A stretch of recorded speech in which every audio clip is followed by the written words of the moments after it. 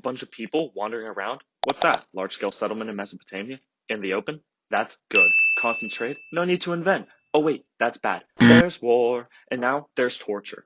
Now there's societies popping up everywhere in the Middle East. Mesopotamia is becoming weak. A shepherd decided to use horses, united the people, and created an empire. Persia? No longer one big empire. Oh, people around a river. A yellow river. Let's control that bitch with time. Oh, shit. There's mountains in the way. Guess they're not trading with the Middle East. Want to remember your ancestors? There is a new revolutionary technology. Oracle bones. Also, they can never keep track of the leaders because of the mandate of heaven. Okay, now we've got the rubber people. No, not made out of rubber. They have rubber trees. Want to win your heart getting cut out for the gods? Play the mind ball game. They gaze at the stars and the first calendar is created, also writing in the concept of 00000. Across the Andes, we have the mochi. They like pottery porn. India is doing well in the Mauryan Empire with centralization, tax system, spies, and roads. Buddhism spreads even more when Ashoka has an epiphany about death. Others agree with him. Ahimsa is created. The people here are starting to write with linear A and B, but people of Crete cannot even read it. So, okay, it's time for the Greek Golden Age. Sparta and Athens can never get along, so they do the rational thing: kill. The Delian League is formed. Alexander is trying his best to be great, and it's working from his expansion. The Roman Empire decides to kill a popular man to make him less popular. He then becomes extremely popular. We can make a religion out of this. They also begin to spread the religion they hate along their own roads and create aqueducts. Roman Empire got cut in half, and the West is now made up of a bunch of states where people live in feudal societies, and all the work benefits the lords. The East is Byzantine. The capital is now Constantinople. Where else are there feudal societies? Japan. They were also different because, whoa, plot twist, peasants are not at the bottom anymore. That would be the merchants. That sucks for them. They also have cool warriors called samurai, way better than knights. Are you on the verge of death? There's an easy and effective option. Seppuku! Some man in the desert hears the word of God and writes what he hears down. We can make a religion out of this. The people of Islam don't know who should rule. They split and create the Sunni and Shia. Back to China? Oh shit, it's broken up. Back together? Sui, Tang, looks like a Wang. Now they got an old man that believes in the Junzi. They can make a religion out of this. Another old man believes in balance. We can make a religion out of this. China's sick of being shut out by big mountains. Silk roads.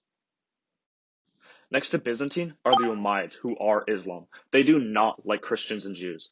The Abbasid quickly overthrew them. They do like Christians and Jews.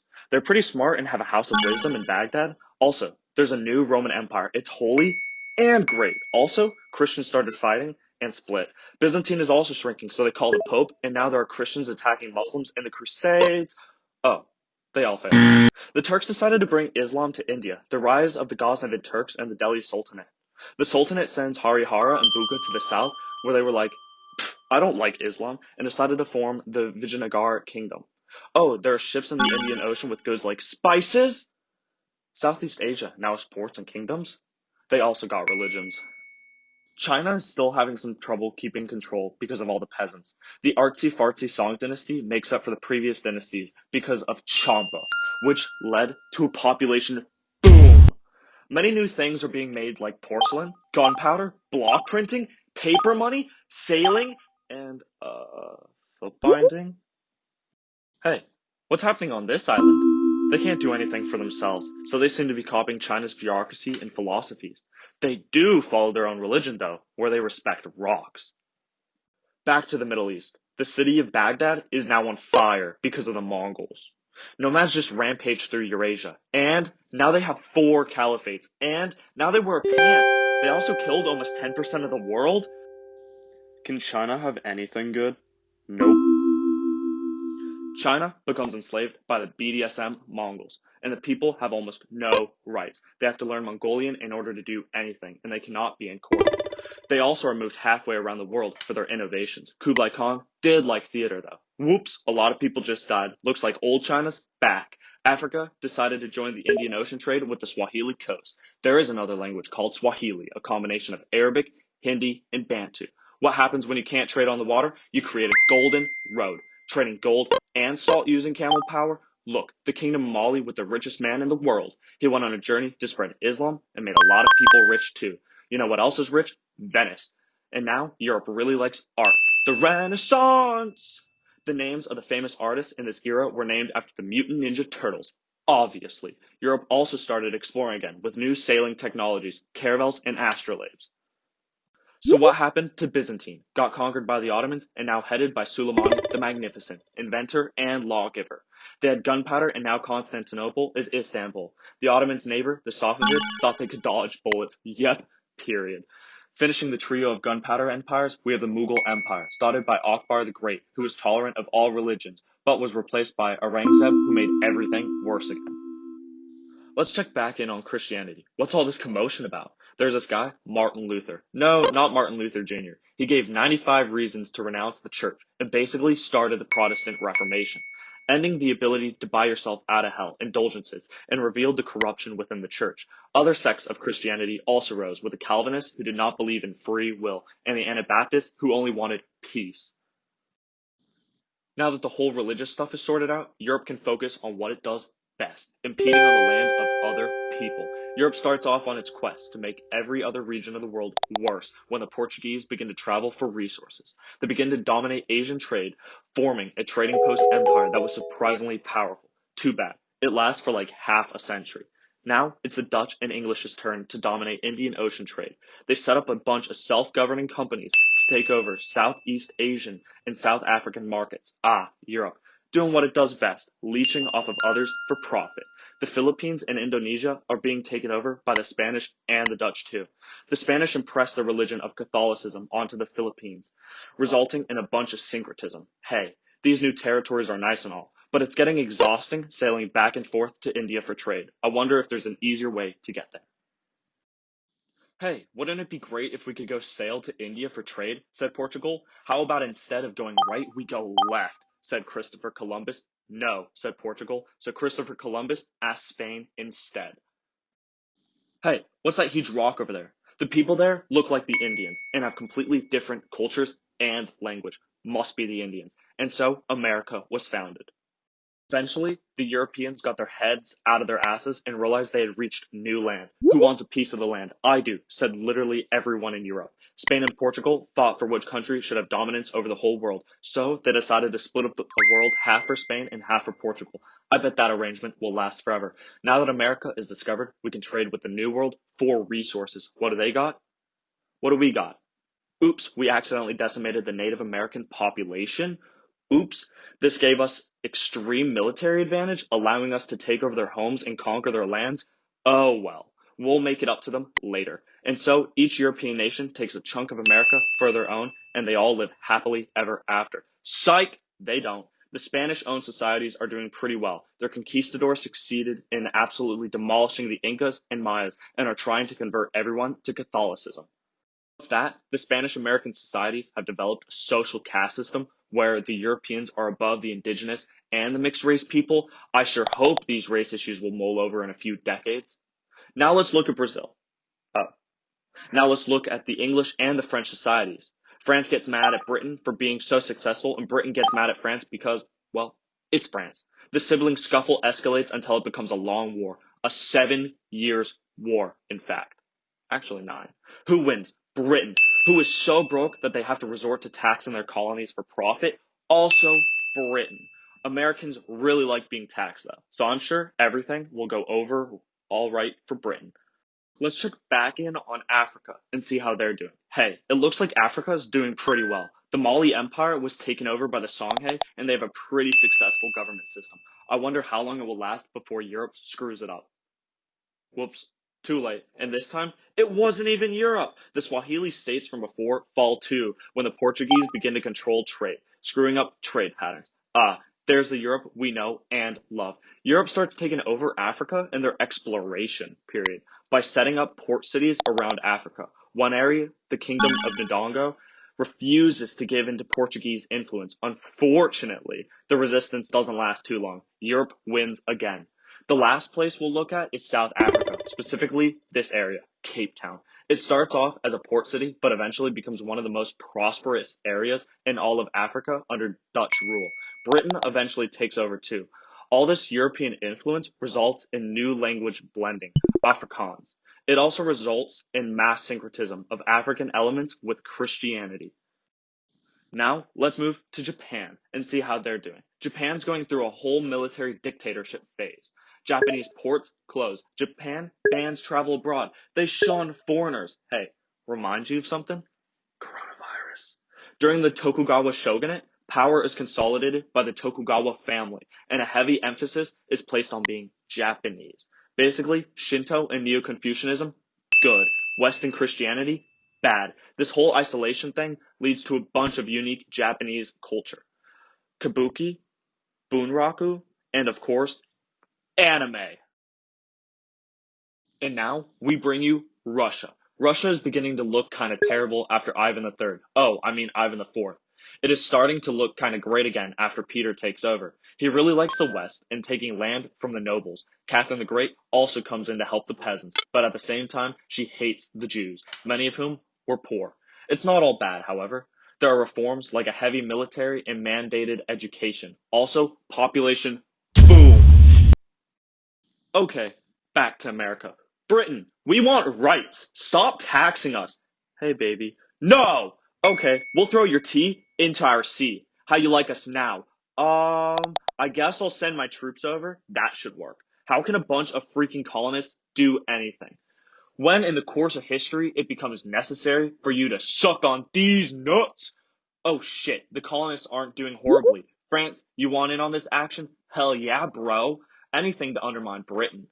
Although, it would be a real shame if you were to win and my citizens start getting some big ideas. I'm sure it'll be fine though. And the US won. Too bad, starting a new country is pretty hard. Now, what's happening in Europe?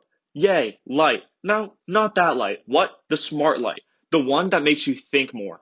Ah, yep, that's the one. Some dudes that no one knew previously got light bulbs. No, not light bulbs for light, you dingus. The idea light bulb. Yeah, that's the thing. They got the ideas of humanism and the importance of the individual and the rights that they deserve as a person. Oh crap, said monarchies all around. People can now think. Yeah, duh, people could always think. Let's check back on slavery for a sec. Has the world finally realized that enslaved people are people too? No? Man, we're stupid. Slavery is especially bad in Brazil. They import so many enslaved people and treat them so terribly. I hope they resolve that issue quickly. Slave rebellions are happening left and right. Who would have thought treating an entire race of people like objects for generations could make them angry? America's still practicing slavery too. Gee, I hope they can sort that issue out peacefully in the future.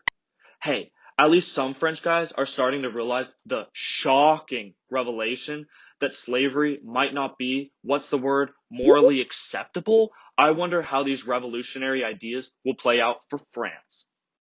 France isn't looking too hot, with the estates crapping on each other's ideas. However, women are starting to make a difference with killing. I love your Charlotte Corday. Marie Antoinette told the French people that they should just eat cake, so they decided to march in the March of Versailles. A short man riding a horse starts to gain momentum in politics, but he makes essentially no change in the end. That whole French Revolution thing really shook up the world. Now, people all over the world are questioning who should get the power. The businesses, said Adam Smith. The laborers, said Karl Marx. Capitalism, socialism, communism. England is starting to pack some heat because they're near water and have manpower and have the resources. They're becoming industrialized. And you know what comes with industrialization? Poor people. The gap between the rich and the poor is so huge, each class strongly dislikes the other. However, there are lower fertility rates and lower mortality rates, leading to stable populations. Many nations follow England's example, leading to a good old capitalist society. Japan and Russia even realize how far behind they are after getting their asses smacked in some wars. New forms of travel are being made. There are new technologies, new metals, and new philosophies. The world is starting to look slightly less boring. Because of the whole industrial revolution thing, more and more workers are getting dissatisfied and turning to other social philosophies. Who would have thought cramming a bunch of poor people in a small workplace with little to no wages would cause them to get angry? Italy, Germany, Brazil, literally every country in Latin America. I swear, it's like whack-a-mole. Haiti's going through their whole fight for independence thing. I guess years of racial discrimination and economic disparity can make people mad. Who would have thought? The Haitians eventually win their independence, but to quote famous historical figure Thanos, What did it cost? Everything. The war kills hundreds of thousands of Haitians and results in economic disaster, which Haiti has yet to recover from. Isn't it funny how Europe leaves places worse off than when they get there? Mexico's having their own war of independence, and hey, they won. I bet nation building will go well for them. Let's go to South America.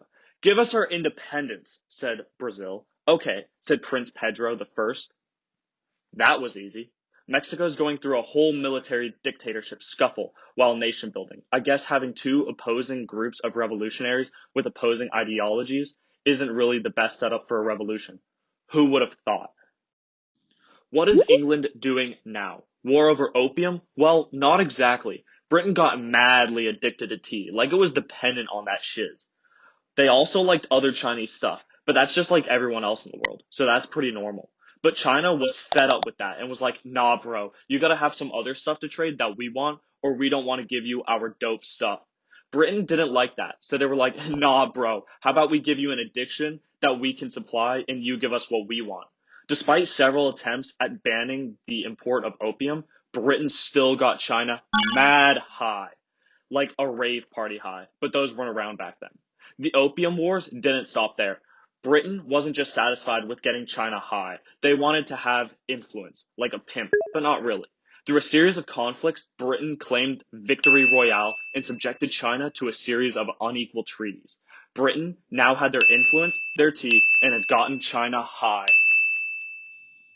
Remember Africa? Look at that land. People there? Yeah. Do we care about different cultures and civilizations? Not in the slightest. Ottoman Bismarck held the Berlin Conference to chop the land between European nations. Boundary lines were drawn with no regard to social tensions, culture, language, or ethnic background in general. In short, Africa got messed up. The European nations came in and settled to exploit the land for its resources. Europe did settle the land, such as the Cape Colony, and the natives fought back. But Europe was too strong for them, since they had gone through an industrial revolution. Europe left much later, but left the land royally screwed, as they had to deal with economic and political unrest. Let's check back with Russia for a sec. Actually, you know what? Let's not check back with Russia. Oh no, look at Europe. Everyone has big boom boom sticks, and they're itching to use them. Look, some Austrian dude just took a wrong turn and got shot. Hey, let's start a war. World War One. Oh no, another Austrian man with a funny mustache is causing problems. He's just blitzkrieg through Europe and is killing Jews. Britain, what are you going to do? I know. Let's give him what he wants and say he can't have more. And he just took Czechoslovakia. Okay. Looks like we're going to war again. Time for World War II, Electric Boogaloo. Oh, and look, the US and the USSR are the big boys now after World War II. And they hate each other. World War III. Whoa. Hold up. We ain't there yet. The US and the USSR are being a bunch of bitches and won't even fight each other outright. I guess they've got to export their way. Hey, Korea. Hippity hoppity, you're now my property. And now we've got a Cold War on our hands.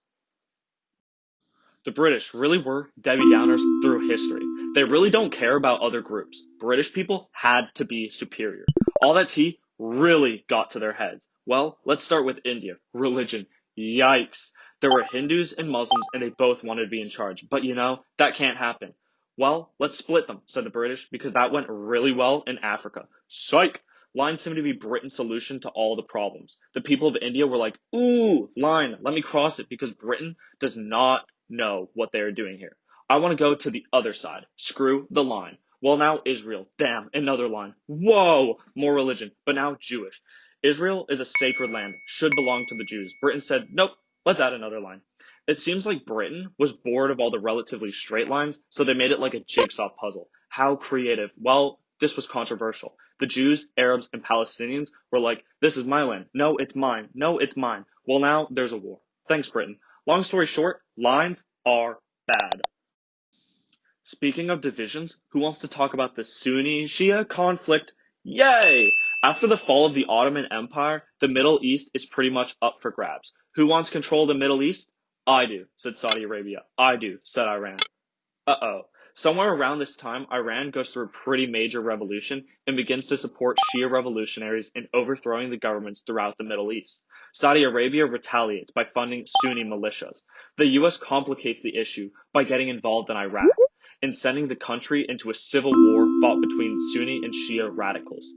Proxy wars. This whole situation gets even more complicated when a bunch of other Middle Eastern countries start having revolutions of their own.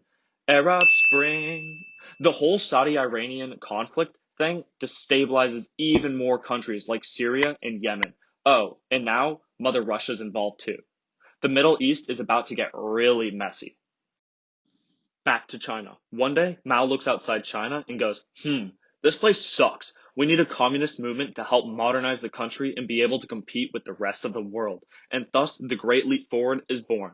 This is the road to communism. Russia is ahead because they decided to be productive and industrialized, so yeah, we gotta do that.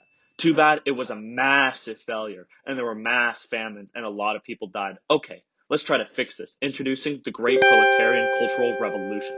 Now the Forbidden City is no longer forbidden. Children pledge their loyalty to Mao, and literacy rates skyrocket. Yay! Woo! Let's support Mao. He fixed what he destroyed. Welp, now China's communist.